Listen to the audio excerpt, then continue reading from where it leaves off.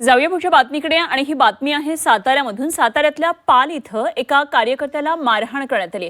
भाजप उमेदवाराच्या भावानं राष्ट्रवादी शरदचंद्र पवार पक्षाच्या कार्यकर्त्याला मारहाण केल्याची घटना घडली आहे। बाबासाहेब चोरेकर यांचे नातू बाळासाहेब साळुंखे चोरेकर यांना देवदर्शनाहून परत येत असताना मारहाण केल्याचा हा आरोप त्यांनी केलाय। या प्रकरणात पोलीस ठाण्यात तक्रार दाखल करण्यात आली आहे।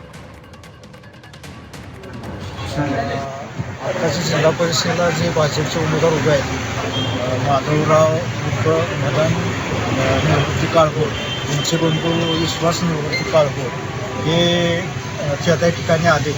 गाडीतनं पुढंच बसलेले होते, गाडीतनं उतरले आणि डायरेक्ट येऊन मला मारहाण करायला, मी जे बेसावत होतो वेगवेगळा उभं राहिला असताना बेसावत होतो, डायरेक्ट त्यांनी मला मारहाण करायला सुरुवात केली आणि मारहाण करून माझा पूर्णपणे शर्ट वगैरे फाडला।